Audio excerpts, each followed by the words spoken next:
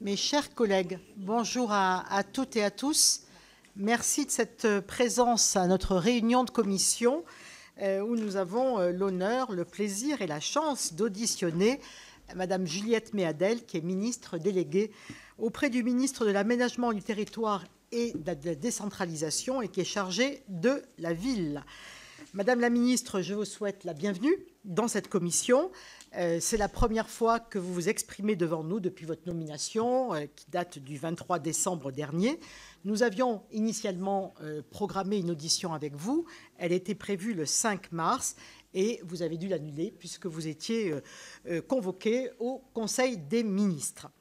Votre entrée en fonction a coïncidé avec le retour d'un portefeuille ministériel spécifiquement dédié à la politique de la ville. Vous nous direz si c'est, selon vous, une plus-value dans l'architecture ministérielle, notamment pour agir de manière transversale plutôt que de manière sectorielle. À cet égard, vous aviez initialement annoncé la tenue d'un comité interministériel des villes, le CIV, le 17 avril. Celui-ci a d'abord été décalé au 15 mai, avant d'être de nouveau reporté, ce qui a suscité une certaine déception chez les élus locaux, mais d'une façon plus globale chez les acteurs de la politique de la ville. Et finalement, le CIV, je ne dis plus devrait, mais se tiendra dans 3 jours, le vendredi 6 juin à Montpellier. Il est bien entendu très attendu, car il permettra de dresser le bilan des mesures du précédent comité interministériel des villes, qui s'était tenu en octobre 2023, et de décliner concrètement votre feuille de route. À cet égard, je me permets de rappeler que notre commission souhaite que le comité interministériel des villes ne soit pas un simple lieu d'annonce sans lendemain, mais qu'il puisse être un rendez-vous régulier, un rendez-vous qui soit un véritable outil de pilotage à la main du Premier ministre, de cette politique interministérielle et du déploiement du droit commun dans les quartiers. Dans les années récentes, seul Jean Castex a tenu ses engagements en la matière en le réunissant tous les 6 mois. Je me dois de le souligner. Madame la ministre, vous avez déjà évoqué quelques-unes de vos priorités, notamment l'enfance et l'adolescence, de même que le développement économique des quartiers prioritaires, ainsi que la sécurité, qui est à vos yeux, mais à nos yeux également, centrale en matière de rénovation urbaine. Pourriez-vous nous en dire davantage sur l'agenda de ce très prochain CIV et sur la manière dont vous allez procéder pour décliner vos ambitions? Par ailleurs, alors que le nouveau programme de renouvellement urbain, NPNRU 2, doit s'achever en 2026, notre commission a reçu au mois d'avril dernier Anne-Claire Mialot, Cédric Van Stevendel et Jean-Martin Delorme, qui sont les co-auteurs du rapport Ensemble refaire ville. Avec Patrice Vergrit, le nouveau directeur de président de l'ANRU, ils ont souligné l'urgence d'engager dès à présent un nouveau programme de 3e génération afin d'éviter tout trou d'air. Ce rapport, je présume, vous a également été présenté. Où en sont les réflexions sur la mise en œuvre d'un 3e programme de rénovation urbaine? Par ailleurs, la ministre Valérie Létard a récemment évoqué la possibilité de repousser la date d'engagement financier du programme jusqu'en 2027 et la date des livraisons des opérations de 2030 à 2032. Quelle est votre position sur ce sujet et quels sont les projets concernés? Sur le volet financier, le rapport évoque notamment la possibilité d'un financement européen des missions de l'ANRU. Comme l'a souligné notre rapporteur pour avis, que je salue, sur le budget de la ville, Viviane Artigalas, les 50 millions d'euros supplémentaires apportés par l'État en 2025 ne suffiront pas à résoudre les difficultés financières de l'ANRU à moyen terme. À court terme, savez-vous quelles solutions vont être apportées pour sécuriser la trajectoire financière de l'agence? Devant notre commission, Patrice Vergrit a évoqué la création d'une taxe affectée pour l'ANRU. Cela vous paraît-il souhaitable? Pour ma part, je ne crois pas que l'on puisse et doive créer de nouveaux impôts dans le contexte actuel. Enfin, début février, vous avez pris une position très remarquée à l'égard des bailleurs sociaux. Vous avez en effet donné instruction au préfet d'envisager la dénonciation des conventions d'utilisation de la taxe foncière sur les propriétés bâties, la TFPB, lorsque leurs obligations d'entretien des parties communes des immeubles dans les quartiers prioritaires ne sont pas respectées. Ces conventions, signées entre l'État, les collectivités concernées et les bailleurs sociaux, permettent effectivement à ces derniers d'obtenir un abattement de TFPB de 30%. Pouvez-vous nous en dire plus sur votre approche qui a suscité de fortes réactions chez les bailleurs sociaux? Vous aviez demandé au préfet un état des lieux d'ici le 7 mars. Quelles sont les premières remontées? Voilà, Madame la Ministre, quelques-unes des questions que je souhaitais vous poser. Je vous cède sans plus tarder la parole et ensuite ce sera au tour de mes collègues, en commençant par notre rapporteur pour avis sur le budget politique de la ville, Viviane Artigalas. Je rappelle également que cette audition est diffusée en direct sur le site internet du Sénat. Madame la Ministre, je vous laisse très volontiers la parole. Voilà. Merci, chère Dominique, Madame la Présidente, chères sénatrices, chers sénateurs. Je suis très heureuse de venir devant vous aujourd'hui. J'ai regretté la dernière fois, mais évidemment, j'ai été convoquée par le Président de la République. Mais j'avais hâte de vous retrouver parce que je sais à quel point le Sénat est la maison du Parlement où l'on prend soin des territoires, où l'on prend soin des quartiers et où la notion même de politique d'aménagement du territoire a un sens, ne serait-ce que parce que nous sommes ici tous à peu près élus locaux et que nous savons donc ce qu'est quotidiennement l'organisation du service public dans nos villes et dans nos départements. Alors, je vais vous consulter aujourd'hui de façon un peu inhabituelle, puisque le comité interministériel des villes se tient donc dans 3 jours. Je partage, Madame la Présidente, le regret, et croyez-moi, j'ai bien râlé lorsque les dates ont été décalées, mais je touche du bois, et jusqu'à nouvel ordre, ça aura lieu vendredi, donc nous n'allons pas trop râler, et au contraire nous réjouir, parce que ce comité interministériel va se faire évidemment avec le Premier ministre et avec bon nombre de mes collègues du gouvernement qui ont été, je vous l'avoue, très allants, et je suis très heureuse d'avoir pu, en travaillant avec eux étroitement, susciter leur intérêt sur cette problématique des quartiers et de la politique de la ville. Alors pourquoi? Tout simplement parce que, vous le savez, notre contexte budgétaire est tendu, et ça ne va pas s'arranger, ce qui nous oblige et ce qui m'oblige, comme ministre de la Ville, à m'appuyer encore plus que de coutume sur les synergies entre les ministères et à chercher, et c'est l'ancienne magistrate à la Cour des comptes qui vous parle ici, et à chercher à faire plus avec moins. Et en matière de politique de la ville et de rénovation urbaine, je suis convaincue que nous pouvons faire plus avec moins, et je vais vous expliquer comment. La première chose, pour faire un peu d'éléments de bilan, bien sûr, vous connaissez par cœur ce qui s'est passé en 2024, la nouvelle géographie prioritaire, et puis surtout la façon que nous avons eue dans le cadre, y compris du respect de la loi de programmation des finances publiques, d'une diminution de nos crédits, parce qu'il fallait bien faire face à l'augmentation de la dépense et à la pression, nous avons dû quand même, pour l'année 2025, réguler, ou pour être un peu plus clair, briser un peu l'élan de la politique de la ville en termes de budget depuis 2017, car le président Macron a voulu que de 2017 jusqu'à l'an passé, nous ayons une augmentation constante de 7,3% des crédits du programme 147 dont j'ai la responsabilité. Sauf que cette trajectoire ascendante, bienvenue et nécessaire pour nos quartiers, a été stoppée net l'an dernier pour les raisons sur lesquelles je ne reviendrai pas.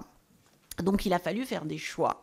Et des choix, je vous l'avoue, assez cornéliens, puisque l'exécution de l'an passé a été à hauteur de 519,78 millions d'euros, soit 16,3% de diminution par rapport aux crédits qui ont été inscrits en loi de finances initiale pour 2024. Donc il a déjà fallu composer comme ça. Et alors avec une population éligible qui a augmenté de 10% compte tenu de la nouvelle géographie prioritaire, eh ben, les crédits ont été exécutés tout naturellement à hauteur de moins 7% par rapport à 2023. Alors bien sûr, me direz-vous, ça n'a pas empêché l'État avec les collectivités locales d'agir, puisque 333 contrats de ville ont été signés, donc je parle toujours pour 2024, et 208 cités éducatives ont été lancées.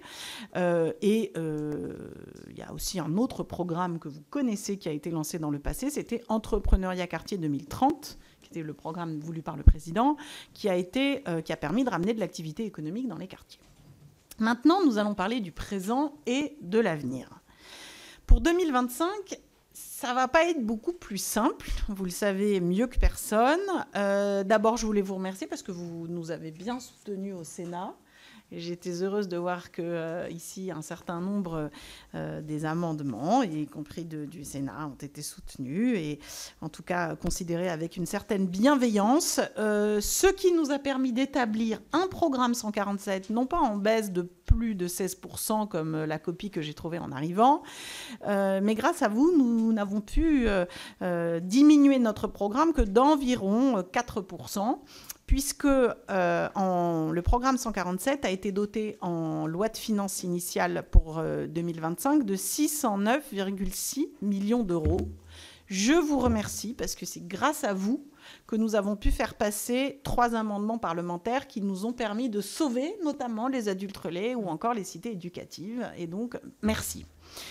Maintenant, entre ce moment du vote de notre loi de finances pour 2025 et la date actuelle, il s'est passé 2-3 petites choses, et en particulier, comme vous le savez, une annulation de 15 millions d'euros de crédit le 25 avril dernier et 31,5 millions d'euros qui ont été gelés. Alors, gelés, ça ne veut pas dire annulés, vous le savez mieux que personne. Ça nous amène, au regard de l'exécuté 2024, à quand même 18 millions et demi d'euros de moins si l'on compare par rapport à l'exécuté 2024 et si l'on écarte évidemment la dotation de l'ANRU de la comparaison. Bon, 18,5 millions d'euros, c'est beaucoup, vous me direz, mais en même temps, c'est quand même pas de nature à nous décourager. Pourquoi ? Parce que le budget de la politique de la ville, bien sûr, c'est le programme 147, mais c'est pas seulement ça. La politique de la ville, c'est aussi les investissements qui sont les vôtres, des collectivités locales. Mais c'est aussi, et c'est pour ça que j'ai pris ce sujet à bras-le-corps, c'est aussi la gestion urbaine de proximité, puisque quand je suis arrivée, je n'avais pas de budget, comme vous le savez. J'ai voulu quand même qu'on se mette tout de suite à avoir des résultats pour nos concitoyens. J'ai été frappée lors de mes visites de terrain de l'État, des parties communes, des logements sociaux, et en accord avec les élus locaux, et pour ne rien vous cacher, à la demande de certains d'entre eux, j'ai lancé un pilotage un peu plus serré et un peu plus assertif de la gestion urbaine de proximité, c'est-à-dire de l'utilisation par les bailleurs sociaux de ce fameux abattement de TFPB qui est pris en charge par l'État et par les collectivités locales surtout, à hauteur de 60% pour les collectivités, 40% pour l'État, et qui donc est une somme d'argent non négligeable qui pèse sur les finances des collectivités locales. Donc ma première interrogation a été de dire aux maires qui m'ont reçu, est-ce que vous êtes satisfaits de la situation ? Ceux qui l'étaient, ma foi, tant mieux, mais ceux qui ne l'étaient pas, et qui commençaient à m'expliquer qu'ils avaient bien envie de résilier la convention pour récupérer le fruit de cet abattement qui pesait sur leurs finances publiques, je leur ai dit, nous allons regarder comment tout ça est piloté. D'où l'instruction que j'ai adressée au préfet le 13 février dernier pour leur demander d'abord d'avoir un état des lieux aussi documenté que possible de la situation, et je leur ai demandé de me faire un diagnostic en marchant et de me remonter, les principales difficultés qu'ils avaient, les hypothèses où il n'y avait pas de plan d'action signé. Vous savez que le plan d'action est une espèce d'avenant à la convention d'abattement de TFPB qui permet de concrétiser les engagements qui sont pris par les bailleurs sociaux en échange de cet abattement. Et 3, de me donner un projet pour résoudre ces difficultés. Ce premier bilan m'a été livré le 8 mars dernier.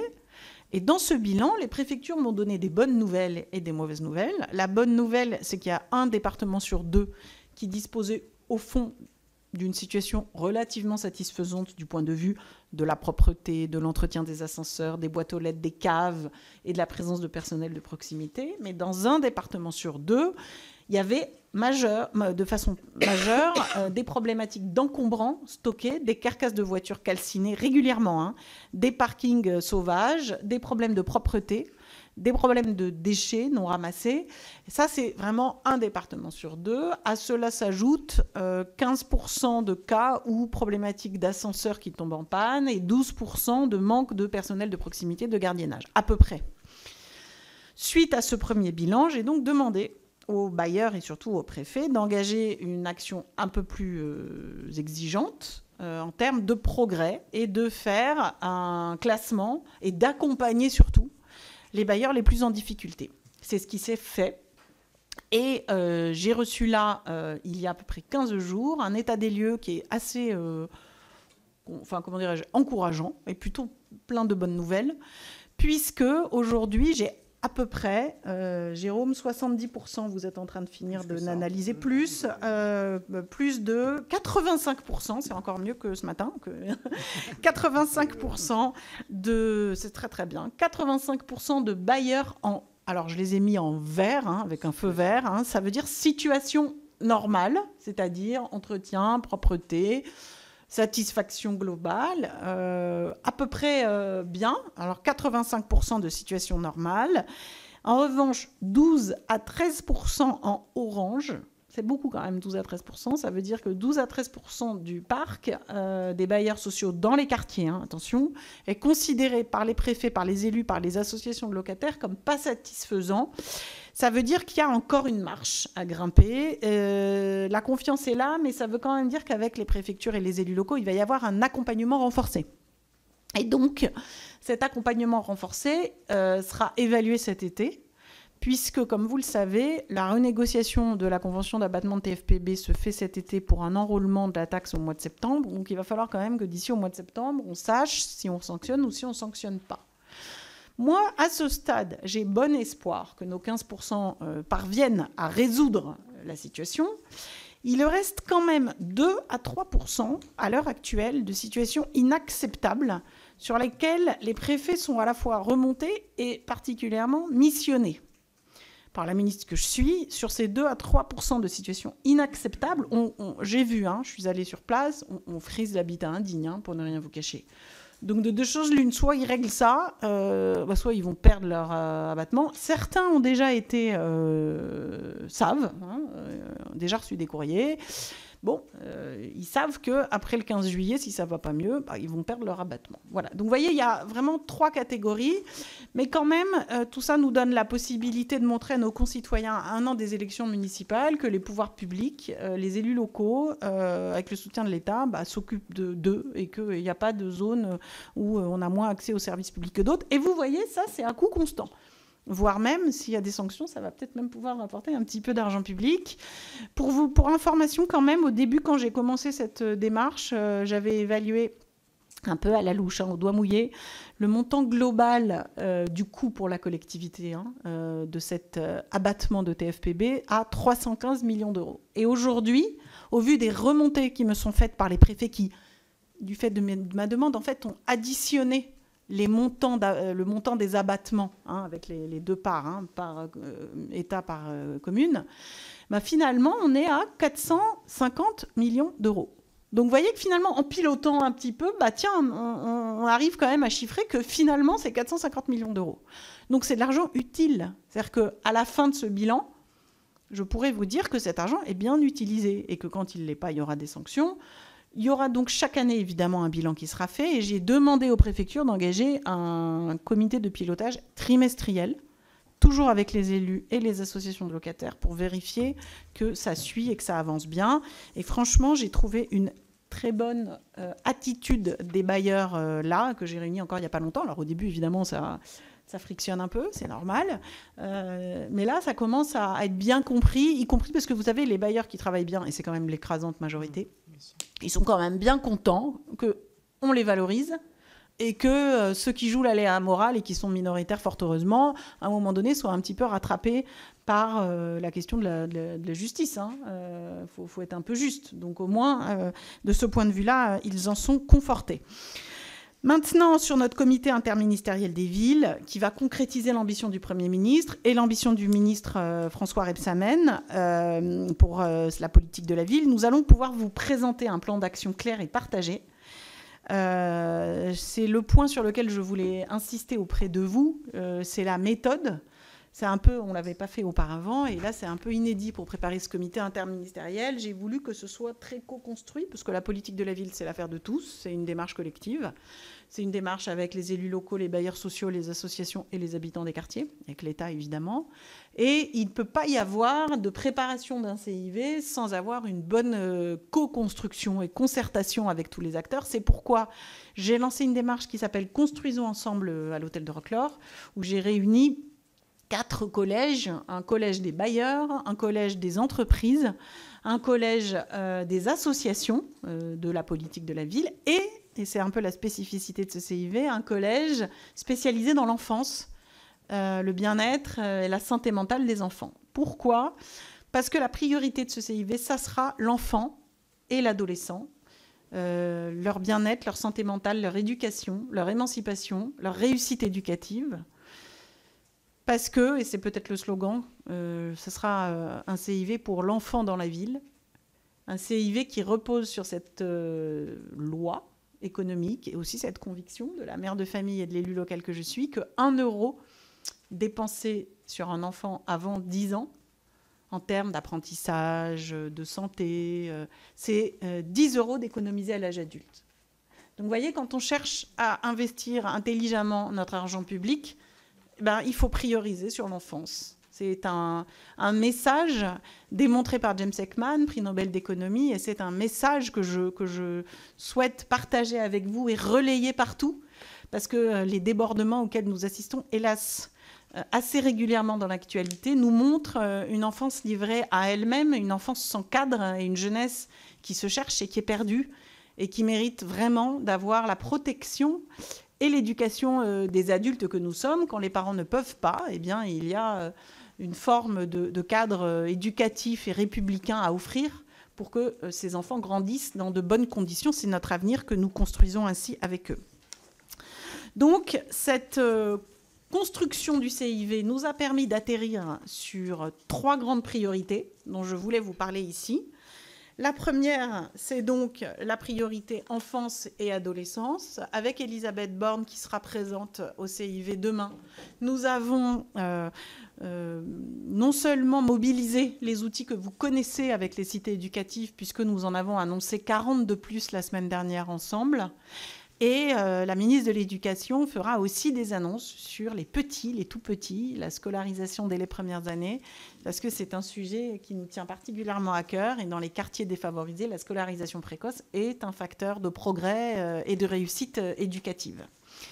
Nous avons aussi bien travaillé avec Yannick Neuder, qui sera là, à Montpellier, sur le volet santé dans les quartiers, et en particulier sur le sujet qui me tient à cœur, qui est la santé mentale des enfants, pour lesquels nous allons concevoir un dispositif dédié avec ce mot qui est qu'il faut toute une ville comme il faut tout un village pour élever un enfant, y compris pour son bien-être psychique, avec des compétences qui seront mobilisées dans le cadre des outils dont nous disposons actuellement. Je ne vais pas en dire plus, parce que sinon je vais vous révéler toutes les annonces et le Premier ministre va pas être content. Donc je vais m'arrêter là, mais voilà à peu près le cadre. Le deuxième pilier de ce CIV, ça sera le pilier, justement, tranquillité publique, sécurité, parce que c'est la première chose dont m'ont parlé les habitants des quartiers, la sécurité. Donc là-dessus, on met le paquet avec le ministre de l'Intérieur. Viendra au CIV le ministre en charge précisément qui a porté, vous le savez, le Beauvau des polices municipales. Et on va travailler avec lui sur un certain nombre d'annonces précieuses sur le dialogue police-population, sur l'accompagnement, sur la meilleure coordination avec la police municipale. Donc le ministre Buffet sera là. Nous allons avoir aussi l'occasion, et je reviendrai, comme je le fais devant vous, de revenir sur notre fameuse gestion urbaine de proximité, parce que le pilotage de la TFPB ne va pas s'arrêter à cette année.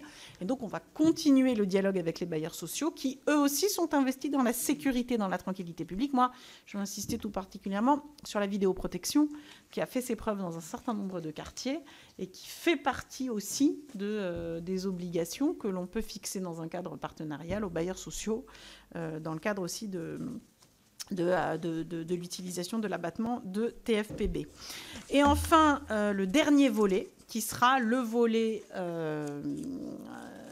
alors, pardon, j'oublie un volet oui, mais avant d'aller sur le volet économique, dans notre deuxième volet, qui est le volet gestion urbaine de proximité et sécurité, il y a aussi évidemment le volet logement et le volet ANRU, où moi, je vous le dis, comme je l'ai dit au conseil d'administration de l'ANRU, conseil présidé par Valérie Létard, la ministre, même si c'est Patrice Vergrit, évidemment, le président du conseil d'administration, moi, je suis évidemment favorable à ce que l'ANRU recentre ses priorités sur les quartiers. Alors, quand je vous dis ça, vous allez me dire c'est une tautologie, puisque la loi Borloo prévoit évidemment que le ministre de la Ville ayant la tutelle formelle de l'ANRU aujourd'hui, donc c'est François Rebsamen avec délégation à Valérie Létard, sur la tutelle de l'ANRU, l'idée étant qu'il ne peut pas y avoir de projet de l'ANRU en dehors des QPV. De toute façon, comme vous le savez, tous les projets ANRU aujourd'hui sont en quartier politique de la ville. Donc ça, c'est un point important. Pourquoi ?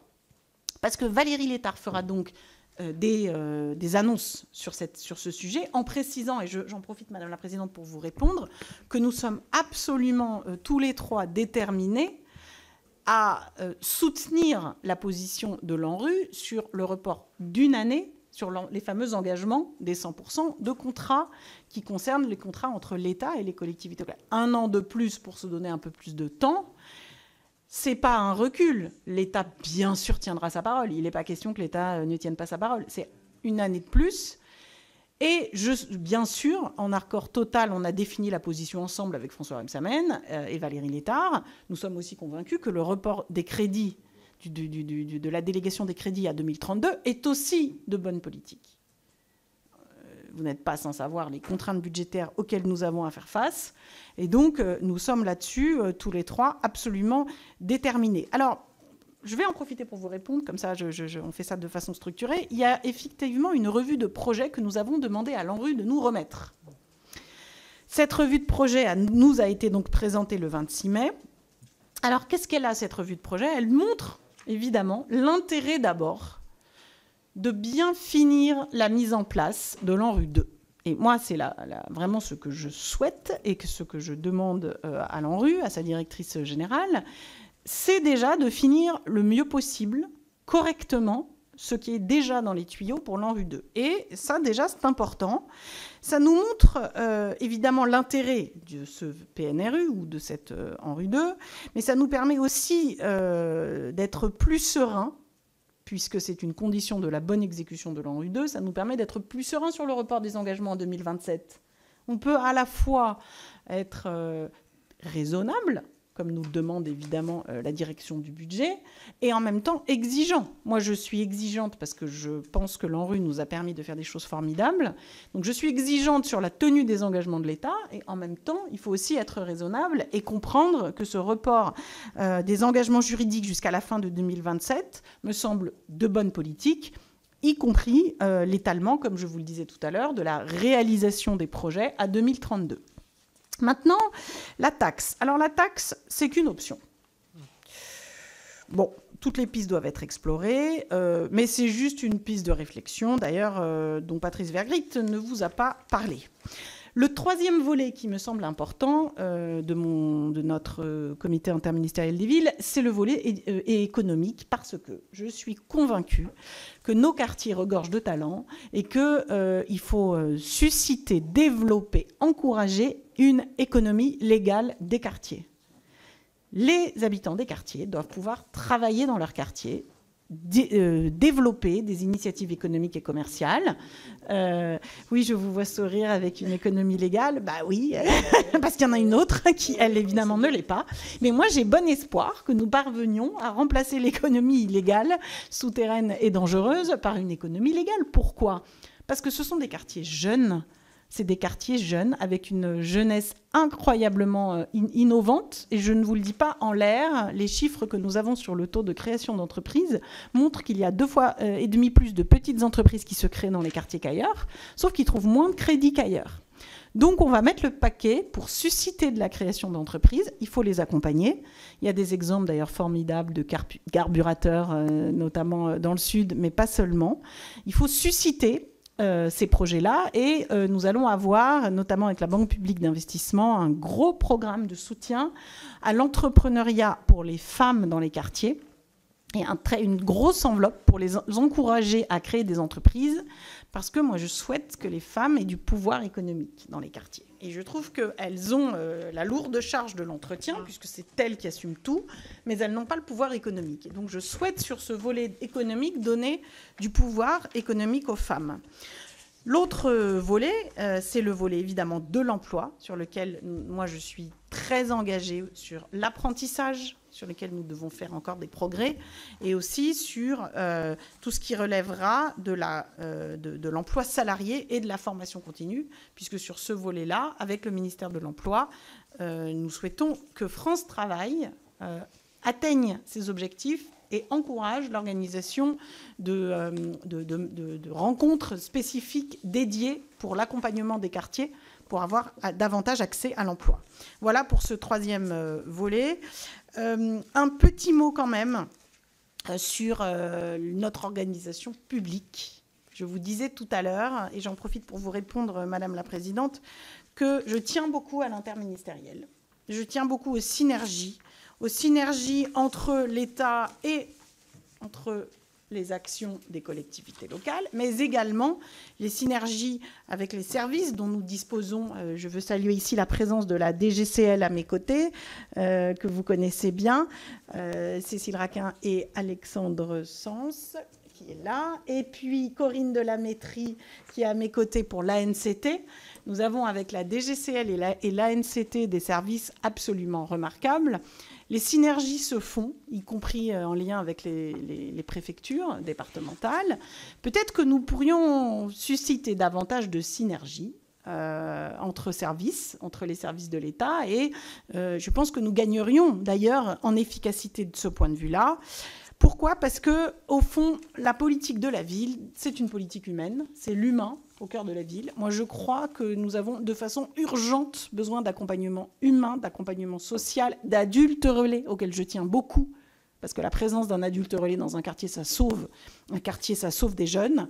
Et j'ai donc confiance dans ce travail de proximité. Et moi, je souhaite tisser petit à petit un écosystème avec des associations, avec les élus locaux, avec un accompagnement éducatif, social et sanitaire, parce que c'est fondamental.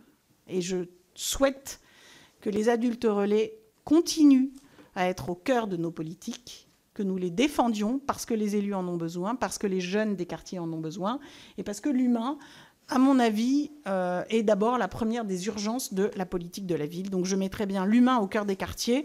Dans l'humain, bien sûr, il y a la médiation. Et puis ensuite, il y a évidemment le cadre de vie des 5,8 millions d'habitants des quartiers politiques de la ville. Voilà, je n'ai pas pu parler de tout. Je ne veux pas être trop longue parce que je préfère me réserver pour répondre à vos questions et pour vous dire également qu'à la suite de cette ANRU, de ce CIV, nous allons travailler sur la suite de l'ANRU et nous allons aussi travailler, et je l'annoncerai bien sûr, sur un comité de suivi du comité interministériel des villes, comme le Premier ministre Jean Castex l'avait fait utilement. Il avait proposé d'en organiser un tous les 6 mois. Moi, j'organiserai tous les 6 mois au moins un comité de suivi de ce comité interministériel, et je souhaite que nous ayons un comité interministériel avec le Premier ministre, évidemment tous les ans, parce que ça me semble absolument indispensable. Mais le suivi qui aura aussi lieu dans les préfectures de région, de façon déconcentrée, c'est aussi important de pouvoir le faire sur les territoires, et il me semble qu'un comité interministériel annuel, ça devrait suffire pour remobiliser tout le monde. Un petit mot quand même de satisfaction, parce qu'on a 9 ministres qui vont venir à Montpellier, et je trouve qu'ils ont été formidables les uns et les autres dans leur mobilisation, avec en particulier le soutien du Premier ministre et de François Rebsamen pour travailler à une vraie politique d'aménagement du territoire, ce qui me semble aujourd'hui tout à fait indispensable pour la cohésion de la République. Je vous remercie. Merci beaucoup, Madame la Ministre. Et à travers vos propos, on a senti tout l'enthousiasme et toute l'énergie que vous mettez dans l'exercice de vos responsabilités et donc au service de cette politique de la ville en laquelle, effectivement, un certain nombre d'entre nous croyons fermement. On avait fait un rapport avec Viviane Artigalas et Valérie Létard que nous avions remis au ministre Klein à l'époque, dans lequel on retrouve un certain nombre des mesures, ou en tout cas des propositions que vous portez. Il y a aussi un point sur lequel vous n'avez pas forcément parlé, mais peut-être que ça reviendra dans la question, c'est le soutien aux associations. Et ce que nous avions pu relever aussi, c'est l'importance des associations dans le quartier, mais finalement des petites associations, plus que des grosses associations qui, elles, ont suffisamment les reins solides, le budget pour faire face, y compris lorsqu'il y a des diminutions de crédits ou de subventions, ce qui n'est malheureusement pas le cas des petites associations. Et ce qui aussi les brimait et les bridait considérablement dans leurs actions et dans leurs difficultés, c'est cette question de répondre à des appels à projets qui font que souvent, sur des appels à projets, ce sont les grosses associations qui ont véritablement une ingénierie, une structure, et qui sont à même de pouvoir répondre, alors que les petites associations, elles se débrouillent avec peu de moyens humains, peu de moyens matériels, et pourtant, ce sont elles les associations de proximité. Donc vous aurez peut-être l'occasion d'y revenir, mais je pense que c'est aussi important de s'appuyer sur ce tissu associatif qui est effectivement plus en difficulté lorsqu'il y a des baisses de crédit, mais qui sont essentielles dans la vie de nos quartiers. Donc je vais sans plus tarder céder la parole à notre rapporteur pour avis sur le budget politique de la ville. Viviane. Merci Madame la Présidente, merci aussi Madame la Ministre pour votre présence et aussi je vous fais félicitations de Dominique pour votre engagement. Vous savez comme nous sommes ici très très attachés aussi à cette politique et nous l'avons montré par tout le travail que nous avons fait. Donc permettez-moi tout d'abord de revenir brièvement sur la situation budgétaire. Un décret du 15 avril dernier a annulé 15 millions d'euros. Vous avez parlé de 18 millions, donc peut-être vous nous donnerez le chiffre exact, sur le programme 147 dédié à la politique de la ville. Moi, je voudrais savoir précisément quelles sont les actions qui sont concernées par cette annulation de crédit. Je souhaiterais ensuite vous interroger sur l'ONPV. Avec la présidente Dominique Estrosi Sassone et la ministre Valérie Létard, nous avions souligné dans un rapport de 2022 qui a déjà été cité l'importance de mesurer les effets concrets de la politique de la ville. Il n'est pas concevable qu'une politique publique qui touche 6 millions de personnes en France reste si peu évaluée. C'est d'ailleurs pour cela que nous avions défendu l'ONPV en janvier dernier, menacé par la proposition de loi de Mme Goulet visant à la suppression des comités Théodule. Dès lors, allez-vous relancer ce travail d'évaluation ? Va-t-on enfin travailler sur la base des parcours et des cohortes pour vraiment comprendre la dynamique des quartiers populaires qui sont, à notre avis, et comme nous l'avions montré dans notre rapport, bien plus des sas que des nas. À regarder la photo et non le film, on se trompe dans l'analyse et on finit par dire que la politique de la ville est un puits sans fond, ce qui n'est pas vrai et je sais que vous êtes d'accord avec nous sur ce sujet. Dans un contexte où les discours sur la prolifération des comités Théodule et la réduction du nombre d'agences de l'État se multiplient, est-ce que l'avenir de l'ANRU est-il menacé ? J'ai l'impression que non, mais vous me le confirmerez peut-être. Pouvez-vous vous engager ici devant nous à garantir le maintien de cette agence dans sa forme actuelle ? La rénovation urbaine a fait ses preuves, c'est un constat largement partagé sur les territoires. Ce n'est certainement pas le moment d'affaiblir ce qui fonctionne. Enfin, je souhaiterais vous interroger sur les cités éducatives. À l'occasion d'une visite dans les Ardennes en mars, vous avez annoncé le renouvellement du label de 83 d'entre elles. La Cour des comptes a récemment dressé un bilan positif de ces cités éducatives, saluant leur approche interministérielle et l'engagement des collectivités. Elle s'est néanmoins questionnée sur la pérennité de leurs moyens à l'aune de l'objectif de généralisation d'ici 2027. Or, lors de l'examen de la loi de finances pour 2025, je déplorais justement l'abandon de cet objectif un an après son annonce, ce qui avait créé un stop-and-go préjudiciable à la conduite de la politique de la ville. Doit-on attendre une évolution sur ce sujet avec le prochain CIV ? Je vous remercie. Voilà, Madame la Ministre, je vous propose de répondre à notre rapporteur et ensuite on ouvrira les questions et vous pourrez répondre 3 par 3. Parfait, merci Madame la rapporteure. Alors d'abord pour vous répondre sur les crédits, ce qui a été annulé et ce qui a été gelé. Donc ce que je vous disais tout à l'heure, c'est qu'on a aujourd'hui eu, mais tout le monde, au pôle, dans le pôle territoire, on a tous eu à subir un gel de 5,5%, ce qui correspondait pour le programme 147 à un gel de 31 millions d'euros. Un gel, ça ne veut pas dire que ça sera surgelé puis annulé. C'est un gel. C'est-à-dire qu'on met de côté, on ne touche pas. Puis, après ce gel, on nous a effectivement, et c'est Bercy, et je ne vous cache pas que je ne suis pas très, très fan de la méthode, hein, mais ça, c'est mon côté, on va dire, juridique, ou juridiste, ou avocate, j'en sais rien. Je ne suis pas très fan. Moi, je trouve que c'est mieux qu'on a un PLFR, mais bon, je passe. Donc, hein, vous aussi, hein, voilà. Non, mais c'est mon côté tatillon, hein. C'est ça, je sais bien. Absolument. Donc, bref, on avait ces 31 millions de gel. On a eu ensuite une annulation de 15 millions qui nous amène à moins 18 millions par rapport à l'exécuté. Alors, la question que vous me posez, Madame la rapporteure, c'est sur quoi on va les prendre. Alors, pour le moment, je ne vous cache pas qu'on est encore en train je suis encore en train un peu de réfléchir, parce que ce n'est pas simple. En réalité, ça nous fait une baisse de 10 millions d'euros. Moi, je partage assez ce que vous disiez, Madame la Présidente, sur l'importance des associations locales. Et par ailleurs, vous savez que j'ai procédé pour ma délégation de crédit. J'ai délégué très très vite, hein, juste après la promulgation de la loi de finances, parce que justement, je voulais que déléguant rapidement, ce soit plus compliqué de faire remonter les crédits. Donc j'ai délégué au préfet de région la totalité de mes crédits et je leur ai demandé de les consommer le plus vite possible. Bon, on ne peut pas toujours consommer rapidement, vous le savez, mais enfin, je leur ai demandé de consommer le plus vite possible. Pourquoi ? Pour précisément préserver les associations locales, les petites associations qui n'ont pas forcément les reins très solides, et qu'elles puissent immédiatement disposer des crédits. Donc ça, c'est fait. Ça ne touche pas. Bon, maintenant, il va se poser des questions. Où est-ce qu'on va trouver nos 10 millions d'euros ? Donc, je m'interroge. Il y a plusieurs pistes. Peut-être le partenariat national. Je suis en train de réfléchir. Ce que je souhaite, c'est que ça ne pèse pas sur les petites associations.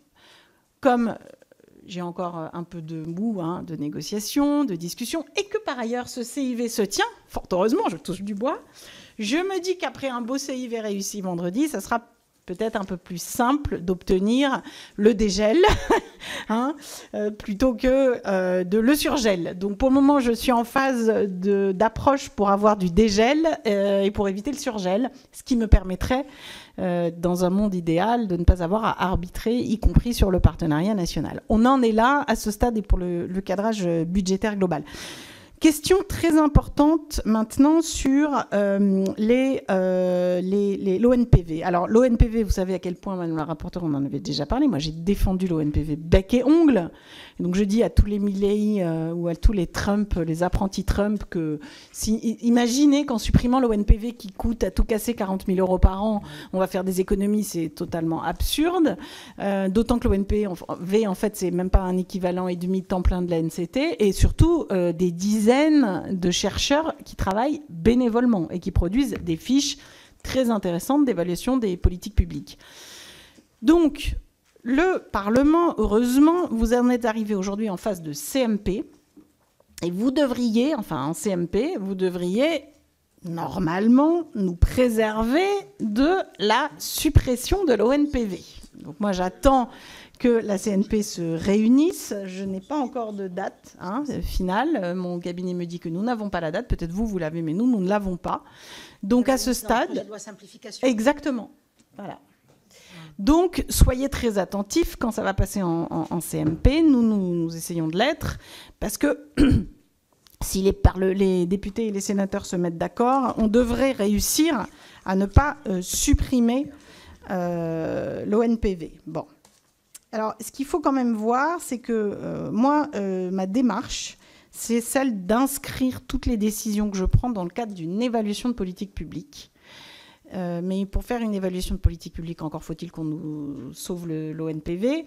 Mais ça me permet de montrer aussi, et vous verrez le CIV, que toutes les mesures que nous prenons s'inscrivent dans le cadre d'un calendrier et avec un objectif chiffré.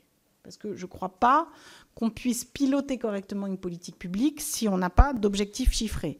Donc toutes les mesures du CIV font l'objet d'une échéance, et avec l'échéance, comme il y a un objectif chiffré, il y a forcément une capacité pour les parlementaires d'évaluer plus simplement.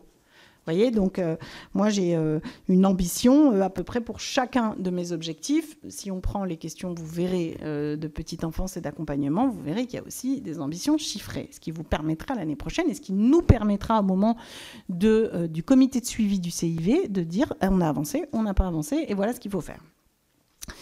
Je pense que c'est très très important d'évaluer nos mesures en politique de la ville parce que ça nous évite les reproches mal fichus, déconnectés du terrain. Ça nous permet aussi de montrer toute la richesse du service public dans les territoires et votre engagement. Et ça nous permet aussi de couper court au lieu commun sur le thème un pognon de dingue cramé dans les quartiers. Non, c'est pas vrai.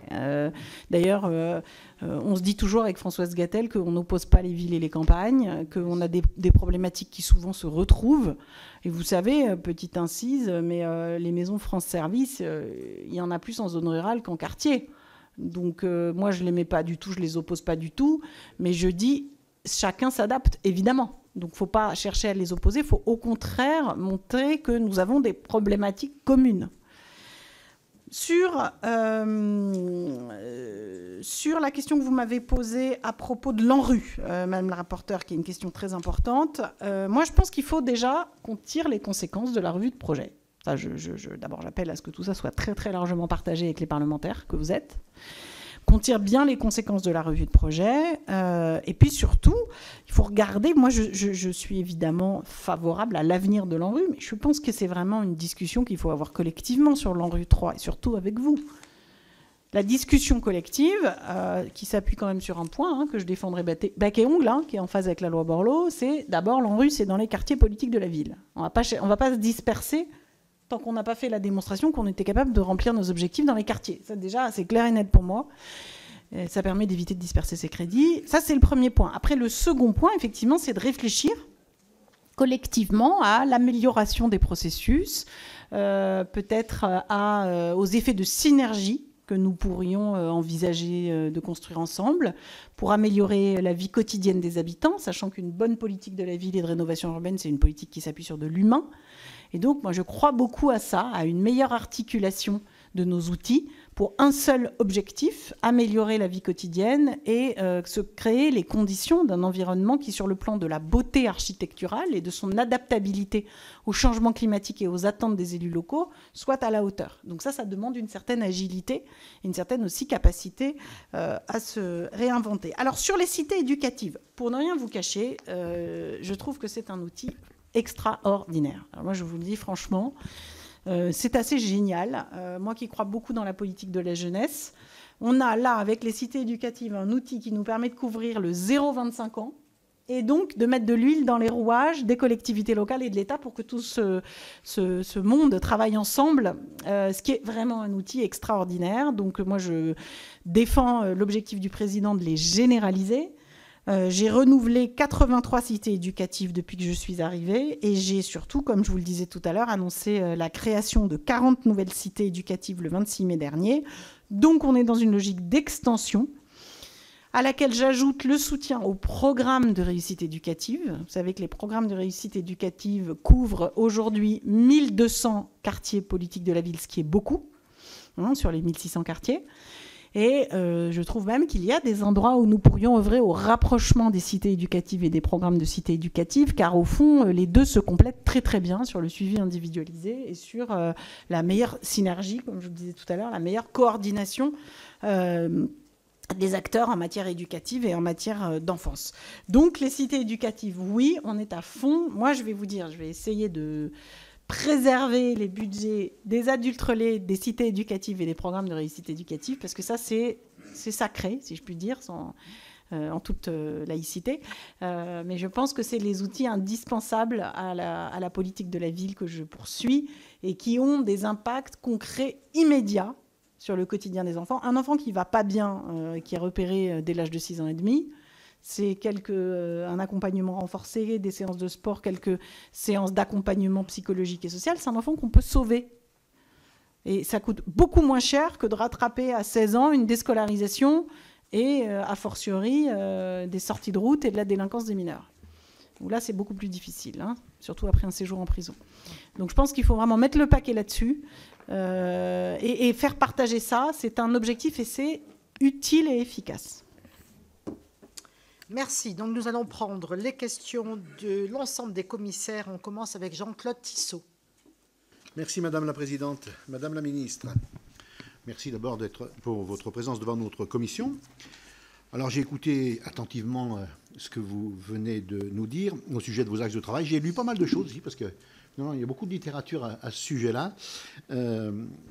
Et vous indiquez notamment vouloir lutter, je cite, vouloir lutter contre le sentiment d'exclusion qu'ont certains habitants, ce qui doit être, à mon sens, un des objectifs prioritaires, mais vous l'avez déjà dit. Et pour ce faire, vous mettez en avant, vous l'avez expliqué tout à l'heure, 3 axes, dont la prévention, mais là, je vous demanderai plus de précision, que vous citez d'ailleurs en premier sur ces 3 axes. Donc je me félicite que ce soit aussi une de vos priorités, dans la mesure où ces derniers temps, les réponses aux problématiques de la ville et des quartiers sont essentiellement, pour ne pas dire uniquement, sécuritaires. Je ne reviendrai pas à cet égard sur les propos réguliers de certains membres du gouvernement qui ne font que stigmatiser et attiser les tensions. Je ne donnerai bien sûr pas de nom. Mais au-delà des paroles et des annonces, est-ce que vous pourriez nous détailler quelque peu les mesures liées à la prévention et à l'accompagnement? Je pense par exemple au dispositif de contrat aidé dit adulte relais. Vous avez juste effleuré le propos tout à l'heure. Et un dispositif qui finance les médiateurs sociaux, des éducateurs qui jouent un rôle important dans le lien social sur le terrain et la prévention des tensions. Tout bonnement des éducs de rue, comme on appelait à une certaine époque, en première ligne de nombreux quartiers populaires. Un rapport de l'IGAS de fin 2024 vient plaider pour cette présence humaine, indiquant, et je cite le rapport, « L'intuition initiale qui avait donné lieu à la création du dispositif apparaît plus que jamais pertinente ». Or, vous l'avez dit aussi, le budget 2025 avait acté la suppression de ces emplois aidés, renforçant l'idée que ces travailleurs sociaux de proximité étaient une variable d'ajustement économique. Aussi, Madame la Ministre, et en amont du CIV, sans dévoiler de secret, est-ce que vous pouvez nous expliquer la place qui sera accordée à ce dispositif dans les années à venir?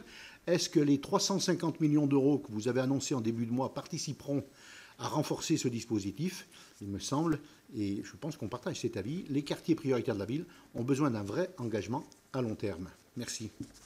Merci Jean-Claude. Amel Gacquer. Amel. Merci Madame la Présidente. Merci Madame la Ministre, en tout cas pour déjà tous ces éléments précis. Moi, j'ai pas de doute sur votre ambition, votre volonté d'agir vraiment pour les habitants et de vouloir, vous l'avez dit précisément, faire mieux, faire plus avec moins, même si on sait que ce principe peut avoir quand même certaines limites dans certains domaines. Il n'en reste pas moins que malgré votre volonté, aujourd'hui, vous le savez, nombre d'élus des quartiers populaires, des quartiers prioritaires sont inquiets. Vous le savez, ils sont bien sûr conscients du contexte budgétaire, mais sont quand même face à une réalité. Cette réalité, c'est quoi? C'est un creusement vraiment des inégalités territoriales et puis une vraie paupérisation des habitants dans leur quartier, encore une fois, prioritaire. Il ne s'agit pas donc du tout pour moi de stigmatiser ces quartiers prioritaires. Il y a des quartiers où il fait bon vivre, ça c'est bien aussi de le rappeler, mais il y a une réalité et en fait, ça pose quand même 2 questions. Je ne vais pas rentrer tout de suite dans le détail, mais plus global. Et c'est, je pense, ce qu'attendent les élus. La première, c'est celui de déjà l'efficacité des politiques publiques qui sont menées aujourd'hui. À plusieurs reprises a été évoqué le sujet de l'évaluation. Vous parlez de comité de suivi, c'est une bonne chose, mais on a un vrai sujet là-dessus, sur vraiment ce sujet de l'efficacité. Puis la deuxième, en fait, la question que se posent aujourd'hui ces élus, c'est est-ce qu'il y a vraiment aujourd'hui une ambition du gouvernement sur cette politique de la ville? Donc on évoque, vous avez évoqué de multiples actions concrètes, mais ce qui inquiète vraiment, c'est ça, c'est cette vision, comme tu l'as très justement dit, à long terme, mais au-delà de ça, c'est la réelle ambition de faire bouger et de faire évoluer ces quartiers. Deux petites questions, plutôt 2 sujets très concrets, moi, qui me tiennent aussi à cœur.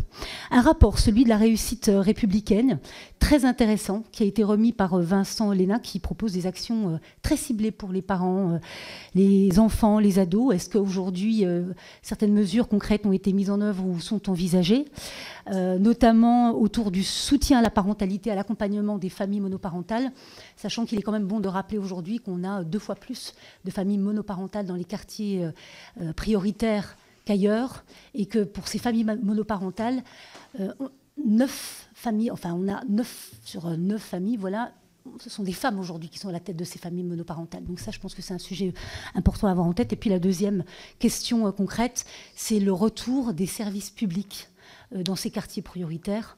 Vous l'avez abordé, j'ai envie de dire à plusieurs reprises, mais est-ce qu'on peut avoir une parole encore plus claire là-dessus? Moi, je suis convaincue qu'aujourd'hui, l'attractivité en fait, de ces quartiers va passer aussi par le renforcement, le retour de ces services publics. Et je ne parle pas seulement des services administratifs, comme vous l'avez évoqué, mais aussi de la sécurité. Je fais partie, moi, de ceux, et je le vis aujourd'hui sur mon territoire, qui pensent qu'un retour vous savez, de la police de proximité, des postes de police de proximité dans ces quartiers qui ont été supprimés maintenant il y a un peu plus de 25 ans, n'est pas forcément une mauvaise chose. Donc, quelle est votre position là-dessus? Merci. Merci Amel. Christian Redon-Sarrazy. Christian. Oui, merci Madame la Présidente. Merci Madame la Ministre pour vos nombreux éclairages déjà. Quelques exemples malgré tout de suppression, de disparition. Les bataillons de prévention qui étaient des binômes d'éducateurs spécialisés, de médiateurs sociaux, des cités de l'emploi remplacées, alors effectivement avec succès peut-être par les cités éducatives, mais avec quand même, vous l'avez vous-même dit, quelques interrogations sur leur budget. Suppression des emplois francs qui permettaient donc à un employeur de bénéficier d'aide lorsqu'il embauchait un habitant de QPV. Ils ne sont pas remplacés par un dispositif plus adapté, alors que, on le sait, le taux de chômage reste plus élevé dans les QPV qu'ailleurs. Et Madame la Présidente en a parlé tout à l'heure, la politique de la ville aujourd'hui est largement déléguée au secteur associatif, qui est fragilisé par des logiques d'appel à projets qui mettent les associations et les territoires en concurrence, qui nourrissent l'incertitude et ça a été dit, qui ont quand même tendance à reconduire les grosses assos qui ont de l'ingénierie, alors que très souvent sur le terrain, le travail au quotidien, il est fait par des plus petites structures. Il y a aussi la baisse annoncée de 2,2 milliards d'euros, si pas plus, demandée aux collectivités locales pour 2025. Ce sera à coup sûr un point de fragilisation supplémentaire. Ma question, c'est quelle piste, Madame la Ministre, quelle piste budgétaire entrevoyez-vous pour ne pas mettre complètement à l'arrêt par manque de moyens les actions politiques de la ville portées spécifiquement par ces associations et par ces collectivités? Voilà, Madame la Ministre, je vous propose de répondre à cette première série de questions.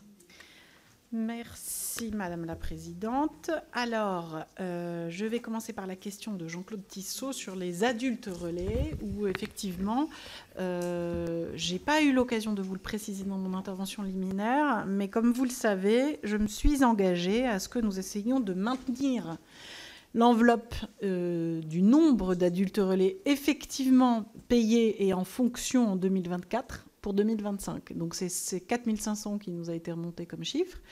Donc nous allons, sur la base de ce chiffre-là, maintenir les adultes relais. Alors, ce qui compte, c'est que je crois beaucoup à cet accompagnement humain. 75% des adultes relais font de la médiation. Il y a un petit 15%, 25% qui fait un peu de secrétariat. Bon, même si, vous savez, la loi prévoit que c'est plutôt de la médiation et pas du secrétariat.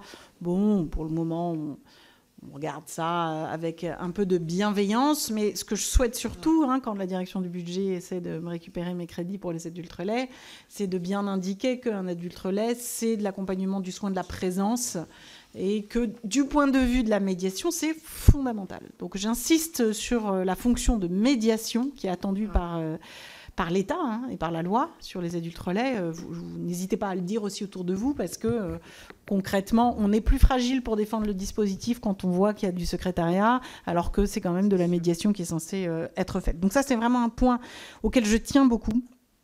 J'ai d'ailleurs visité une école où j'ai rencontré des enfants qui étaient formés à la médiation. Et des petits-enfants formés à la médiation dans une école, c'est vraiment c'est utile. J'ai vu, ça apaise, ça permet d'avoir les bons mots, ça évite de la violence. Et vous voyez, c'est des actions comme ça, en plus, qui sont très vertueuses et qui coûtent pas si cher que ça. C'est-à-dire que je dis toujours que la politique de la ville, c'est pas des milliards d'euros. C'est des millions bien utilisés pour des actions efficaces.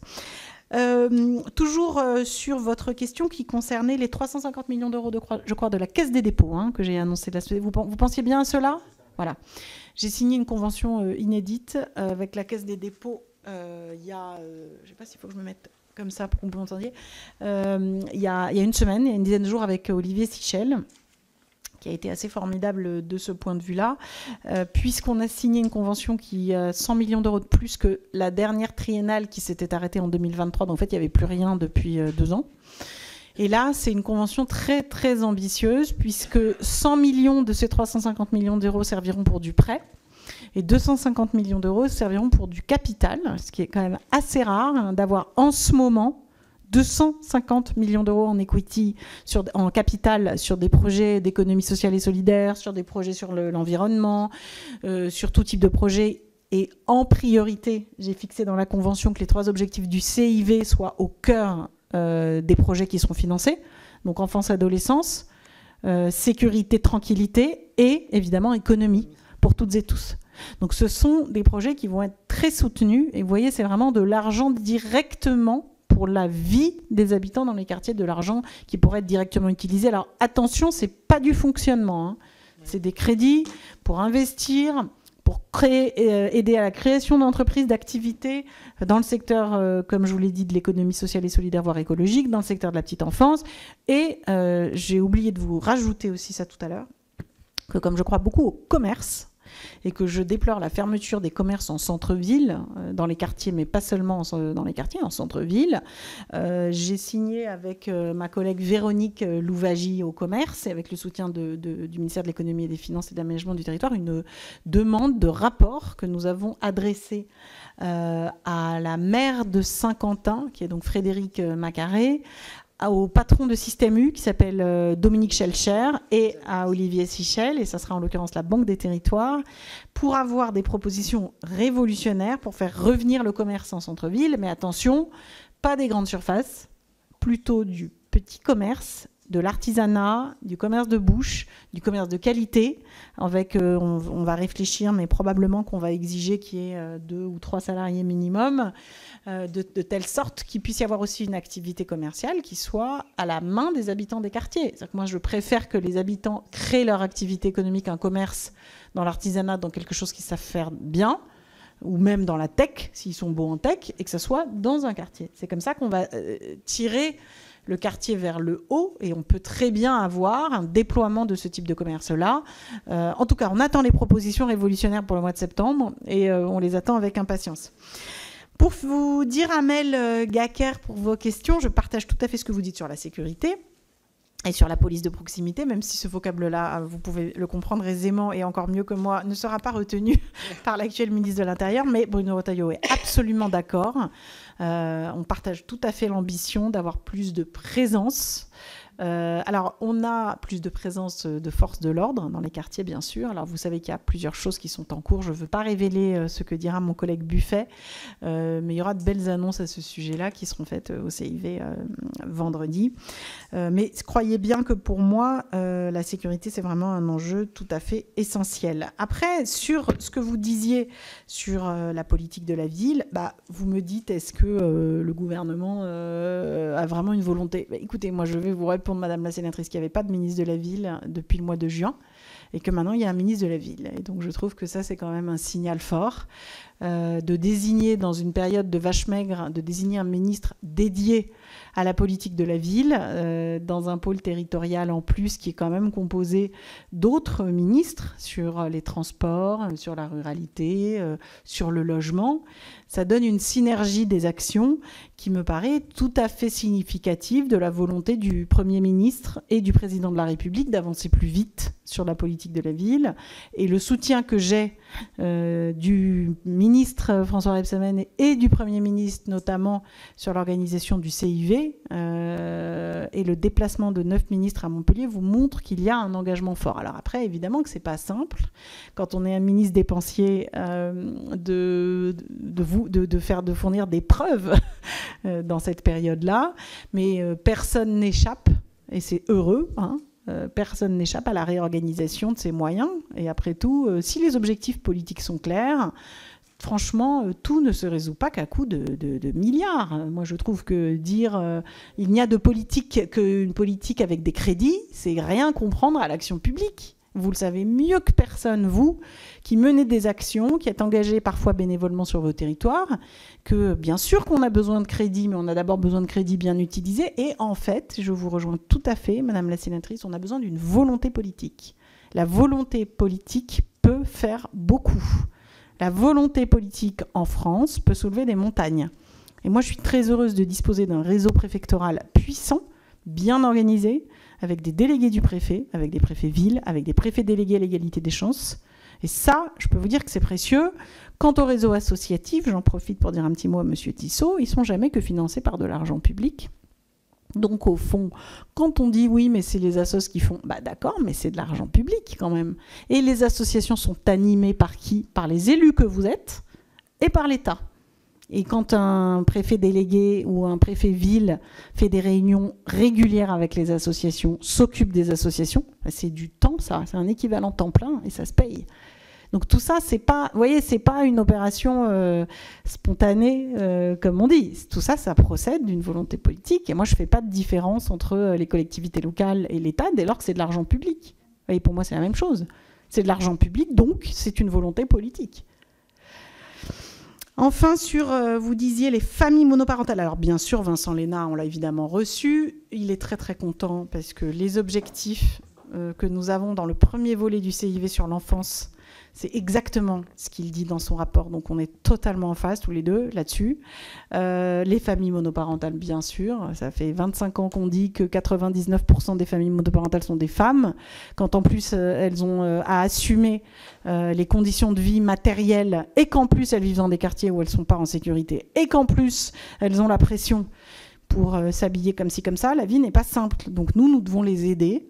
Nous devons les encourager à s'émanciper, à se sentir reconnus, à se sentir à l'aise et à pouvoir élever leurs enfants comme elles le souhaitent, avec évidemment le soutien à la politique familiale et notamment le soutien au fait à l'émancipation des enfants, quel que soit leur âge, par ces politiques éducatives que nous allons poursuivre et le renforcement, je vous le disais, de l'accompagnement social, éducatif, sanitaire et psychique pour ces enfants dès le plus jeune âge. Vous savez, quand on dit qu'on veut mieux accompagner un enfant sur le plan psychique, en fait, les spécialistes que j'ai consultés beaucoup vous expliquent que s'occuper d'un enfant qui ne va pas bien, en fait, c'est s'occuper de ses parents.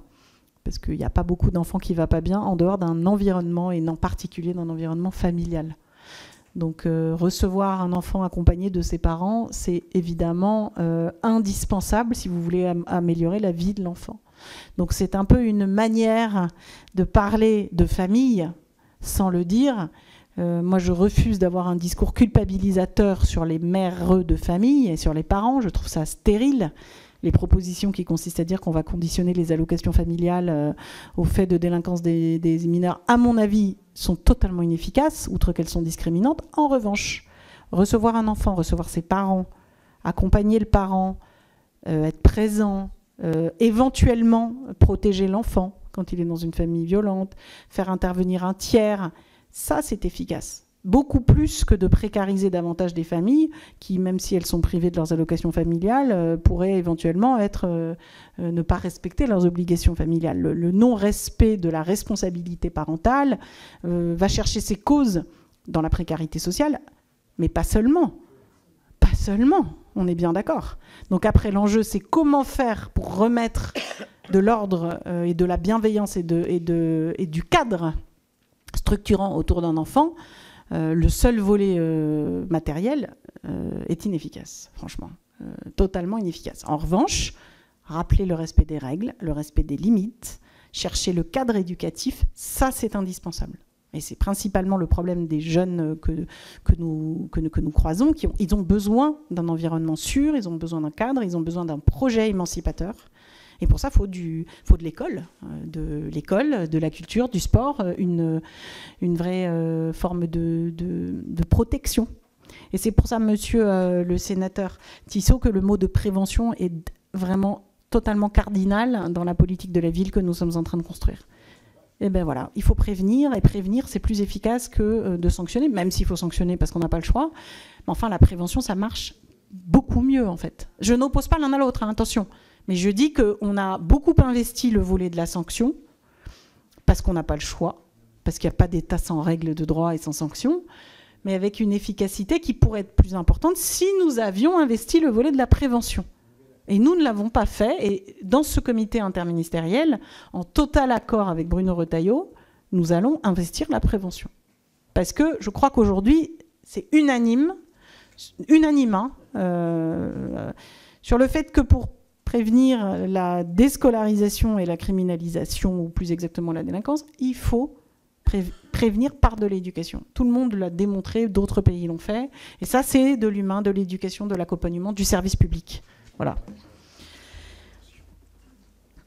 Voilà, j'ai encore quelques questions et je voulais effectivement répondre à Christian Redon pour vous dire, cher monsieur le sénateur, que nous avons aussi aujourd'hui consacré beaucoup de nos moyens à la question de l'efficacité de la politique de la ville.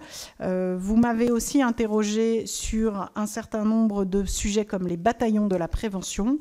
Alors, vous savez qu'ils ont été supprimés en 2023, que donc, moi j'hérite de cette situation, et donc je ne vais pas revenir sur une décision qui a été prise par mes prédécesseurs, en tout cas j'aurais avoir du mal à convaincre. Ça n'empêche que dans quelques villes, s'il y a des préfets de région qui ont identifié que dans certains endroits ça marche particulièrement bien et qu'ils ont les crédits pour poursuivre, on ne va pas s'y opposer.